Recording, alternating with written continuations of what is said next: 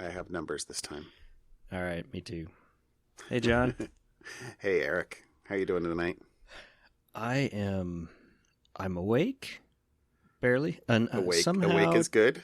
2 weeks in a row, I'm up at 3:30 in the morning for travel somewhere. But that's not even the worst part. I think I'm getting a bit of a head cold. Hopefully, it's just a 24-hour thing. So if I sound funny, you do sound a bit nasally. Well, I don't know how it's going to come through on the mic or the recording. Maybe I'll use the effect of denasal. The denasal feature.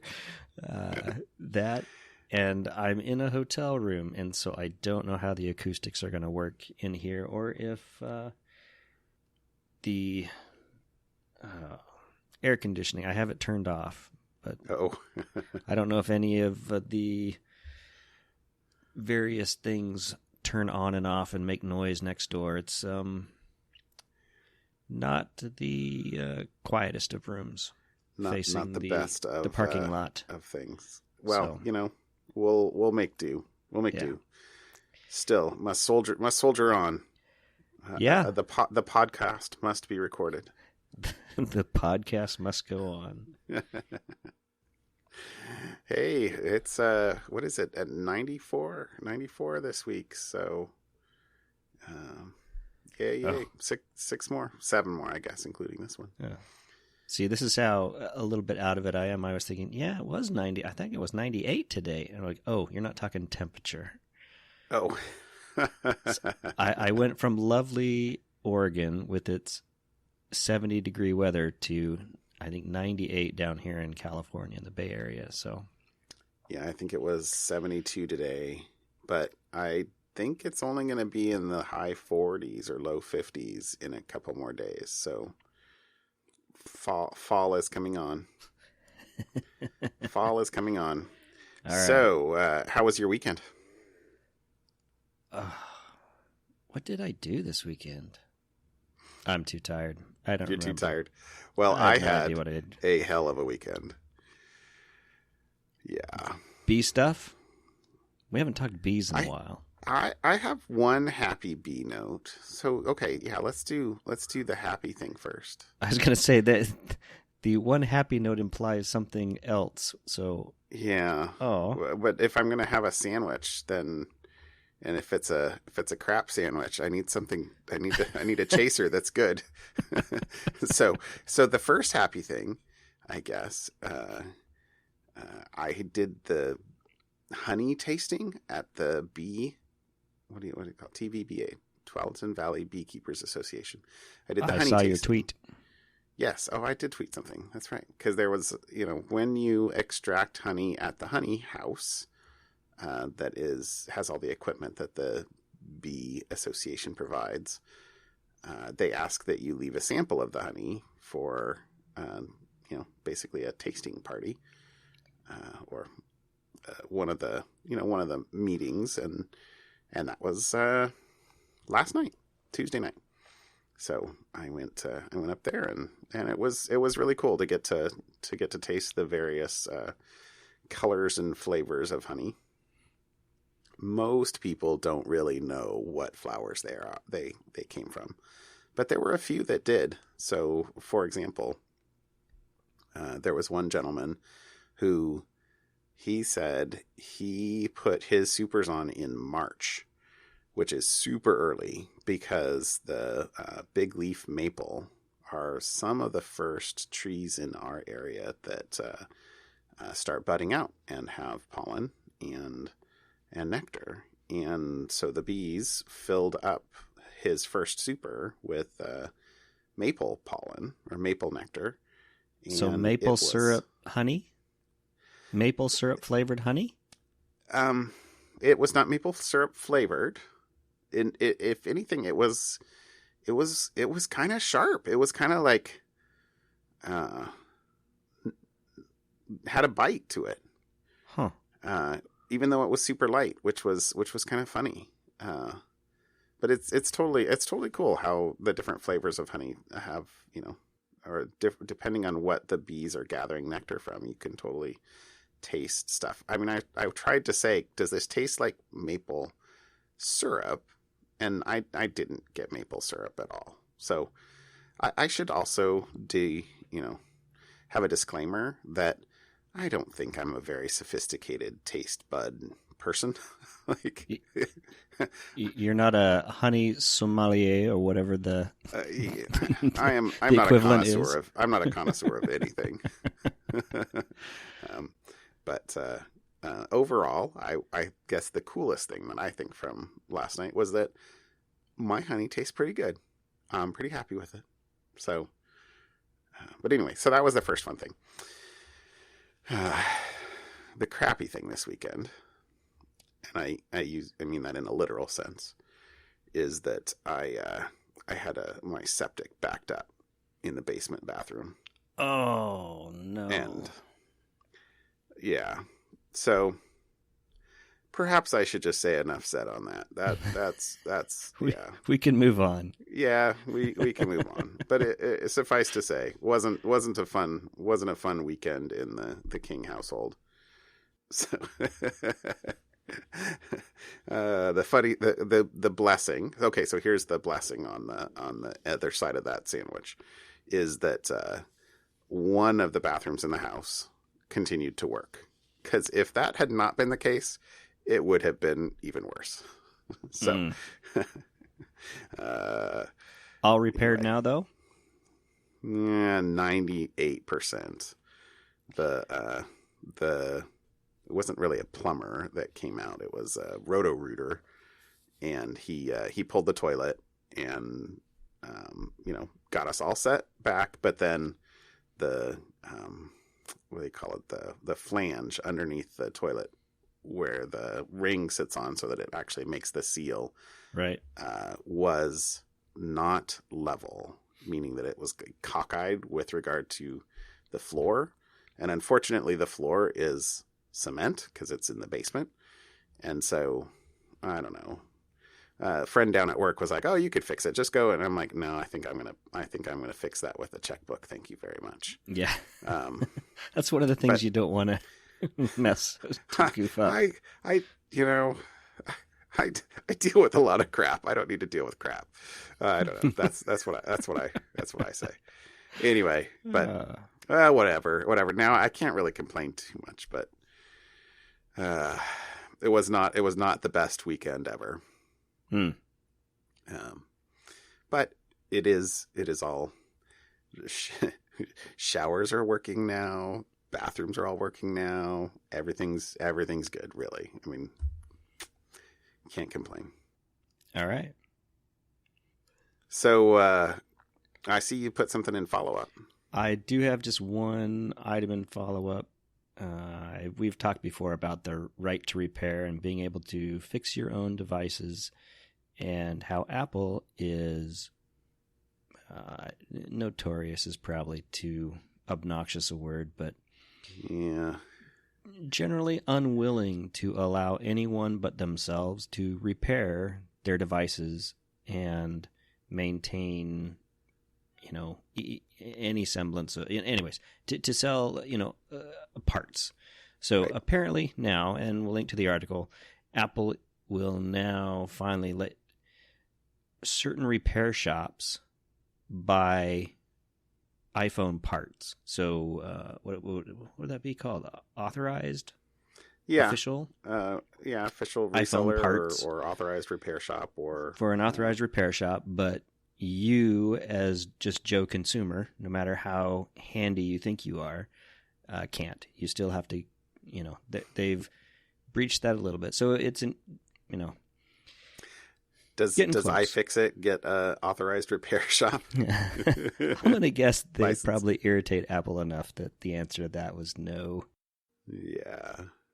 I wonder how much of that too, though, was due to, was it in Australia that the lawsuit was successful?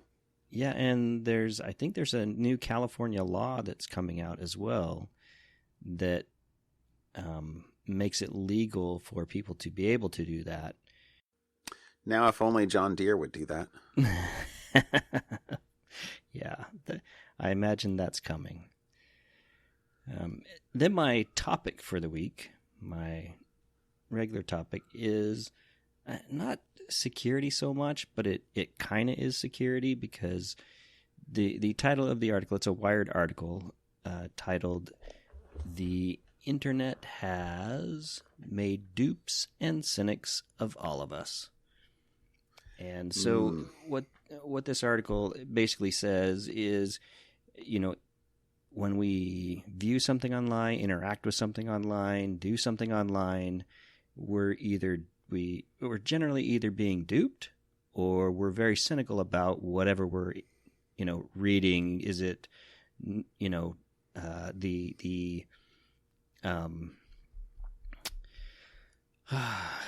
my brain is not working tonight. I'm sorry, man. Reviews for Amazon, product, whatever, 90+% of them seem to be fake. Yes. Or, put in by bots, or stuff you read online. If you follow anything on Twitter, there's lots of stuff getting retweeted, which is fake. And that's, kind of from the security angle, that's, you get a lot of phishing emails, you get a lot of stuff that comes to you that is trying to dupe you. And so you are, if you're relatively internet savvy at all, you are starting to lean towards being very cynical of anything you see. Mm-hmm. And the article talks mostly about, which I thought was the interesting bit in the article, is the difference between high trust and low trust societies, and how social scientists distinguish a high trust society, which means a society where you can expect most interactions to work, and low trust societies where you have to be on your guard at all times. And interesting. The big difference is, in a high trust society, people still break the rules, but there are laws and regulations and norms that keep most abuses in check. So you have some reasonable avenue for redress if something goes wrong, either to court or whatever it may be. However, in a low trust society, you never know. You just expect and assume that you're going to be cheated with, no recourse. There's no court to go to right. Say, hey, I got cheated. No appeal to right. Rule of law. To some, exactly. And the argument is made in this article that the internet is increasingly becoming a low trust society, where there's just this assumption that fraud is how it is, but we all just deal with it. And then give some commentary on, how people are adapting. We as a society are all kind of adapting to the internet as a piece of a low trust society, where now the things that are important are stuff offline, word of mouth recommendations from family or friends. You do business with family and friends, and you're starting to do that. And then it talks in about how this is how other type, mafia-like organizations start springing up, to kind of enforce that trust, or be that rule of law in a lawless place. I thought it was a very interesting article from the security standpoint.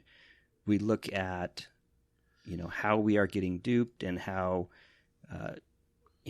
cyber criminals behave. They're taking advantage of the internet as a low trust society, or a high trust society that we are as a society outside the internet, and exploiting that in what we should look at, or are increasingly looking at, as a low trust society.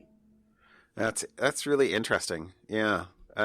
Not something that I have ever really thought about. It's fun.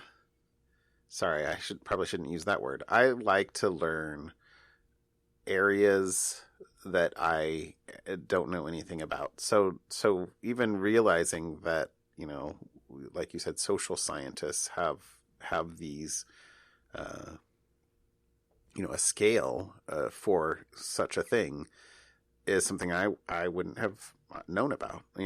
I am good example of somebody who did the minimum. I mean, I went to a liberal arts college, but I did the absolute minimum number of classes outside of hard sciences that I was required to do. You know what I mean? And so Yep. did I ever take a class where something like that would have been discussed? I mean, there were, freshmen, I forget what I think they used to call it, when I went to college, or where I went to college, it was called Culture and Civilizations, was a basic freshman class, but it was mostly reading various books and Zen and the art of motorcycle maintenance. Did you have to read that one? No, but we did read a lot of Joseph Campbell and the myth of the hero kind of stuff. I think that the Zen and the art of motorcycle maintenance was the one required computer ethics class. I don't know what the actual name of the class was anymore, but it was ethics related. Oh, I never had to take a computer ethics class. Yeah. Anyways, I will say the other funny story I guess I have for that, I did have to take one other humanities, like an elective, and so I chose horror fiction. So that was a pretty awesome class, because we read Frankenstein and Dracula and Portrait of Dorian Gray and Interview with the Vampire. And what else did we read? Those are the ones that jumped immediately to mind. I'm sure we read a couple others, but it was anyway. That was a fun class and got me my credit, and I got to read fun books, that a couple of which I had already read. I think I had already read Dracula, and I think, but no, it introduced me to Anne Rice, and I read a lot of her books after that. This was a long time ago, though. Okay, so I have two topics. The first one's a little bit smaller. I didn't actually see an article about this, but this was a tweet that I saw today that was about Dropbox Paper. So I don't know if you saw this, but so Dropbox Paper is kind of their new-ish product where they're trying to have like Google Docs, I guess, collaborative workspace. Yeah.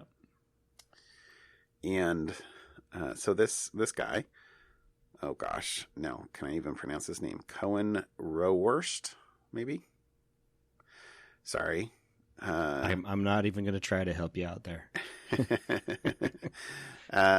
So he says, if you share a Dropbox Paper document publicly, any viewer can see the full name and email address of any Dropbox user who ever opened the document, ever. And so basically he's looking, there's a screenshot here that has a bit of terminal commands, but if you know your terminal, you can see he's hitting a file in a hidden directory data that is with a what's JQ? It's like JSON query or something, like, I think that's what that stands for. It's a JSON formatter. Yeah, you can basically hit send SQL-ish queries to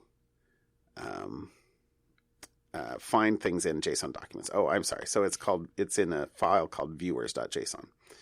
And the file is quite long, and there is information in here, including the username, their email address, their given name, their surname, their I said email, but the hash of their email, the link to their profile, and their secure user ID, which I assume is some GUID that represents their Dropbox, a unique Dropbox user. But a big issue with this is that as he said in his reply to his first tweet, it is trivial to crawl for public Dropbox paper document URLs, getting any one of which will let you harvest personal details of tens or hundreds of thousands of Dropbox users who've opened those documents. Because basically, opening any one of those documents gives you a file that shows you everybody who's ever opened that document in history. That so seems problematic. You know, I stole that line. Just because you can. So, yeah. I mean, the thing is, security is about not what's the easiest, but about how could it be used in the worst way possible by somebody with the worst intents. And the initial response from Dropbox, at least, is as designed. So we understand the concerns and want to assure you that privacy considerations are built into how we design our features. I don't think Except that sentence says what you think it says. Although I don't know, probably a year ago, I don't even remember why I got upset with Dropbox. I wasn't a big user anyways, and something bothered me enough, I want to say about a year ago, that I rage quit Dropbox almost as fast as I rage quit Facebook a while back. So I am not a Dropbox user anymore. A year ago, there was a bunch of kerfuffle about some of the stuff they were doing with the Mac OS internals. It might have been... That's probably what it was. Might have been something in there. But yeah, so, my bet is that this is something that gets quietly fixed. Because this could really, really, really be abused. So I can't imagine, even if the first response from the let's say tier 1 analyst is, oh no, that's working as designed. I don't think. Yeah. Can you maybe ask your supervisor? Can you maybe ask how about your privacy officer? Anyway, right. So, okay. My second topic is a little bit more technical, I guess. But so I thought that you'd appreciate the subtitle of this article: "Swiper, no swiping." Yes, I think I'm the only human on planet Earth that actually wanted to see the new Dora the Explorer movie, the live action one. I thought it would be. I haven't seen it, but I thought it would be fun. Apparently, I haven't seen it either, but I would watch it. Although now it's probably already on video. So you can already. It'll be on Netflix next week. Yeah, something like that. But so this is a you've heard of next gen firewalls, application aware firewalls.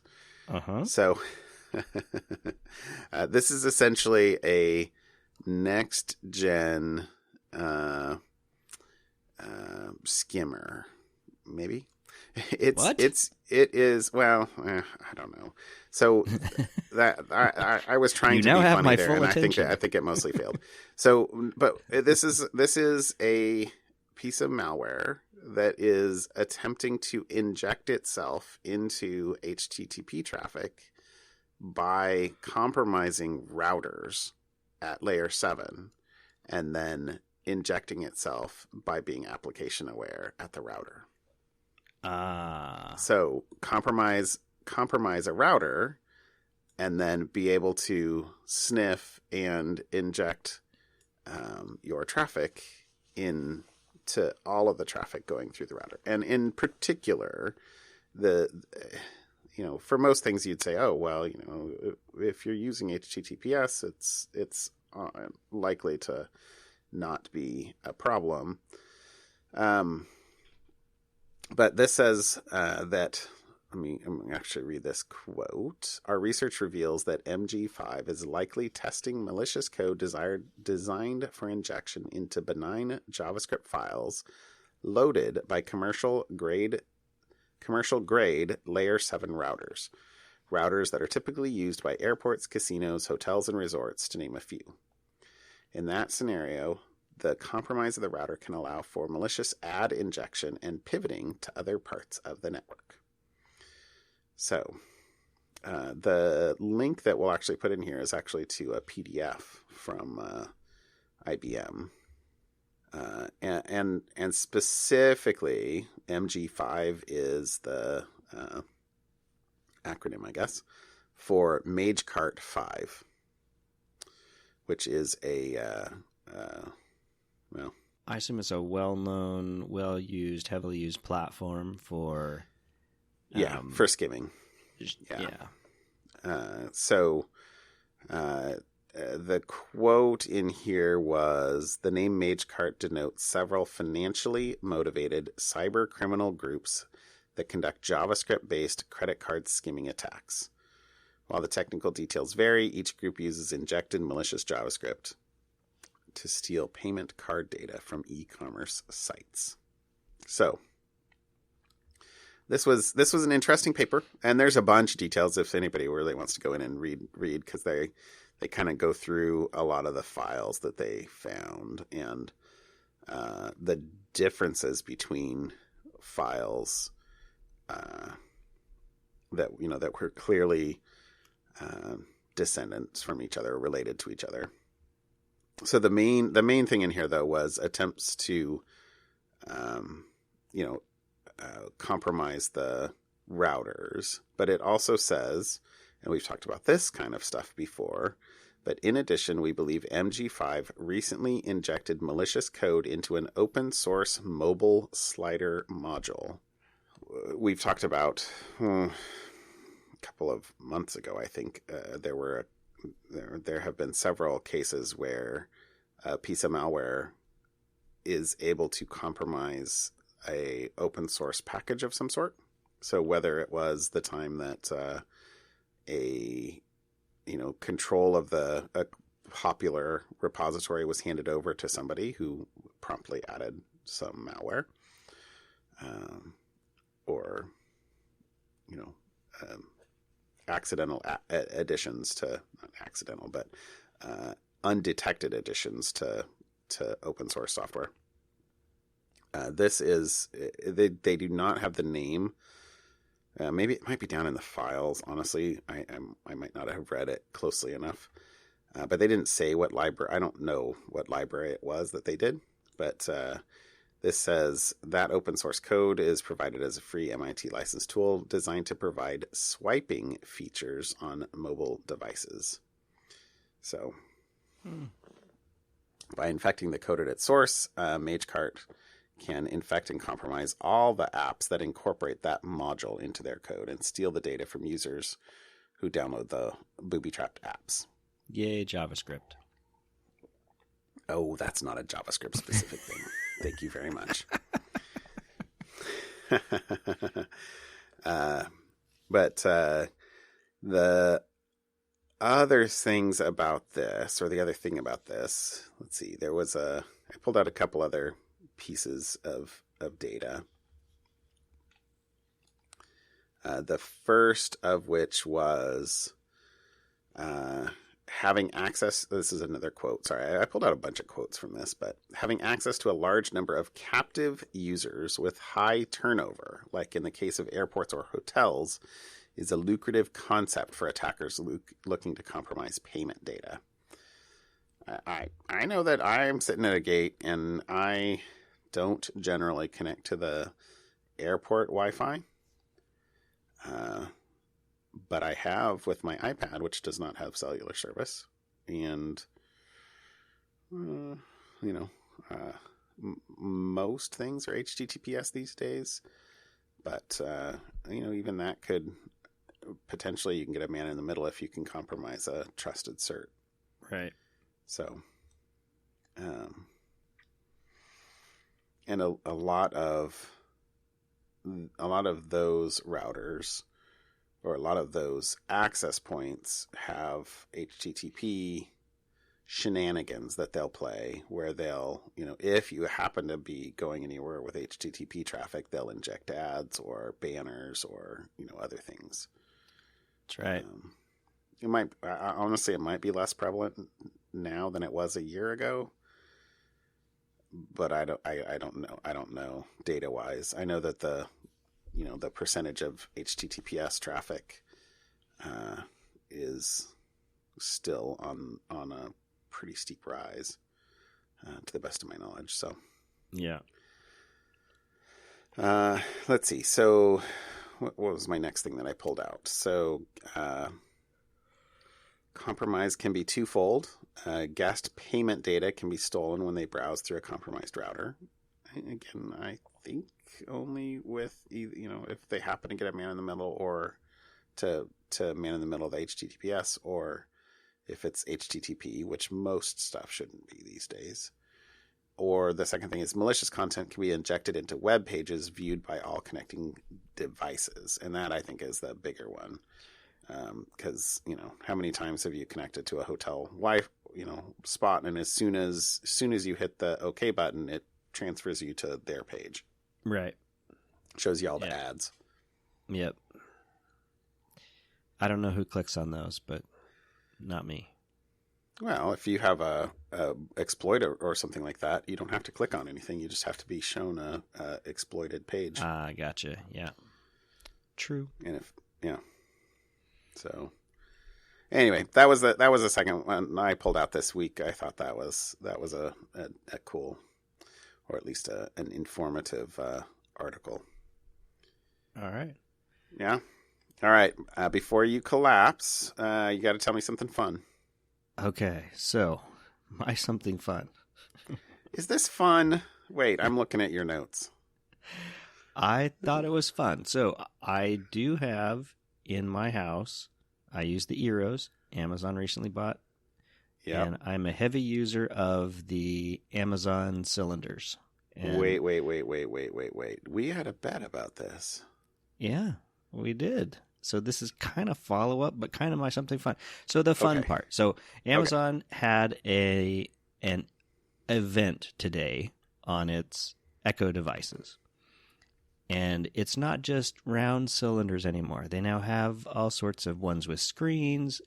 They have Echo eyeglasses now. I have no idea what that means, but I can talk to eyeglasses and have it tell me things. They even have an Echo ring, where it's an actual ring you put on your finger, and it's a little Echo device. You can talk to your ring. I don't understand, but the one that really I thought was interesting. Old man yells at ring. Exactly. Wait. They have new Eros, and they were specifically built to work with Alexa. So this is actually kind of follow-up, and I don't remember when we talked about it and when we thought it would be. Ooh, okay, that'll have to be follow-up for next week, because I don't remember either. and I was too tired to try to go digging through. I poked around really quick and couldn't find it. So anyways, so that's maybe more follow-up. But one of the things with the Eros that they did is they made regular Eros now, and the original Eros are now Eero Pros. And so I don't know what the difference is. The only thing that I could see from just the quick marketing blurb is the Pros brag about having 3 wireless antennas, and these new kind of shorter, fatter, uglier Squarelinders. They're not round, but they're not square. They're square, rounded rects. They don't talk about 3 antennas, and they're half the price. So, anyways, go through and read. There's a stove. Oops, I said the word. I'm sorry for whoever now has to tell their. I'll beep it out. Cylinder to hush. But I almost told you at the beginning. Be careful how you mention this, and you were good. You said the Echo word mostly. Yeah. And then there's now Amazon Sidewalk, which uses a whole different, I think, 900 megahertz spectrum for like putting little tags on things, so you can put a virtual fence around your house and put this little tag on your dog or your pet, and it'll notify you when the pet leaves the area. It's just a whole ton of insane things. So it is actually kind of fun to read. There's some fun, and a couple other things I think I might go get, because I'm kind of an Amazon household. They have a cheaper camera that works with the Ring system, and they have now a smaller Echo Show, which you can use like in the kitchen for show me recipes. And anyways, it was fun to read about all the crazy things they're trying. I don't know why they think the eyeglasses thing is going to work any better than what Google tried. So wait, but sidewalk. 6 years ago. I'm focused on sidewalk. I'm sorry. So of all the things you said, I was like, yuck, yuck, yuck. Ooh, double yuck. Wait. But, okay. Amazon says you may be able to use sidewalk to connect devices up to a mile away, depending on how the base station and devices are positioned. Interesting. Huh. Yeah. First product that uses sidewalk, a dog tag. Yeah. The Ring Fetch. Put that on your dog. I don't need a dog tag. But if I could throw, a bunch of pies out around on battery, and even at low bandwidth, kind of push data back to my house, I would be interested in this. So where's my little transmitter that I can plug into a Raspberry Pi? 900 megahertz. Anyways, that was my something fun. Okay, so when I first saw that in there, I'm like, I don't think that qualifies as something fun. But Sidewalk redeems it. Sidewalk redeems it. You'll give me half credit. I'll give you half a point. No, whatever. Okay, so we'll have to go back and see if you owe me $1 or I owe you $1. Okay, about our previous bet. Yeah. Okay, so in the interest of really being egregiously over the top, I also have two something funs. So the first, there's not a lot of meat to the article here, but it kind of leads into my second thing. So the first is a article that says, could Venus have been habitable? Which is basically an interesting thought of many of the things that have been high in the news this week with regard to climate change, global warming, and all the other stuff that's going on at the moment. But there was not a ton of data in this article. So evidently you had to be at the European or Europlanet Society joint, let's see, what was it called? EPSC DPS joint meeting 2019. So if you were at the EPSC DPS joint meeting 2019, then you could have watched a talk by Michael Way of the Goddard Institute for Space Science, and he could have told you about this study. But since I'm going to guess that you were not at that talk, no, I was not. You have to make do with the article that really doesn't have much data in here. It just says that they have, they basically tested 5 different scenarios with a planetary simulation on whether Venus could have had a stable climate for with water, not the toxic hell stew that is its current atmosphere, right? So, and in general, let's see, I think it said in all 5 scenarios, let's see,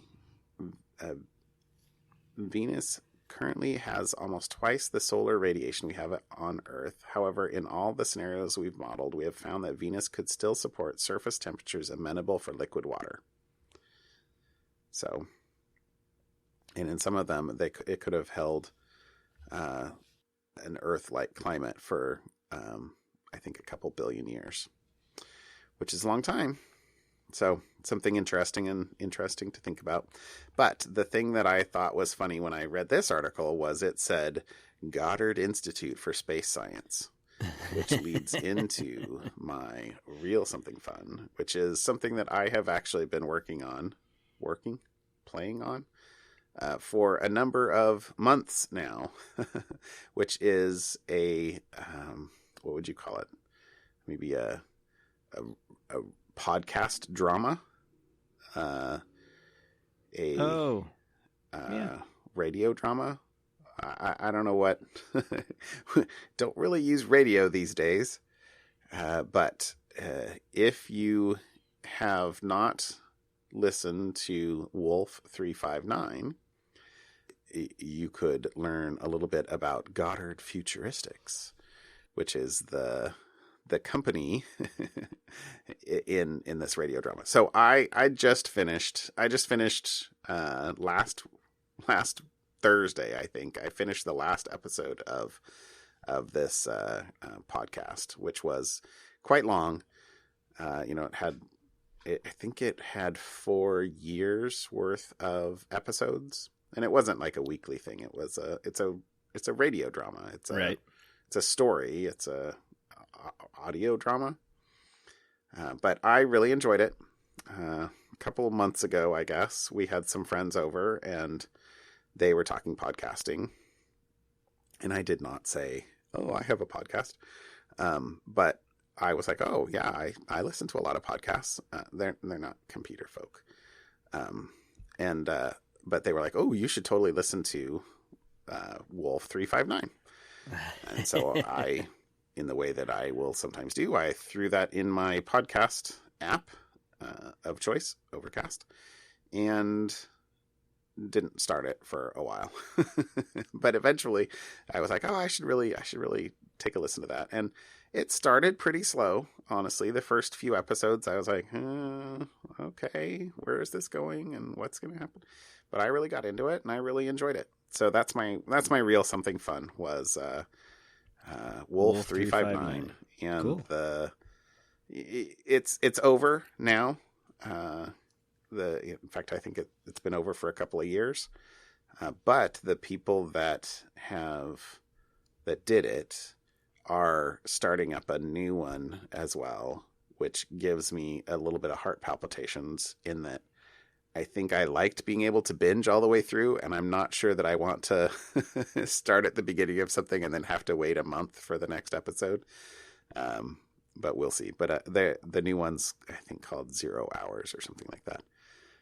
But my something fun for real is Wolf 359, and you can go to there at wolf359.fm or subscribe in a podcast player of your choice. Very cool. That's my something fun. I have not listened to that either. I will have to check it out.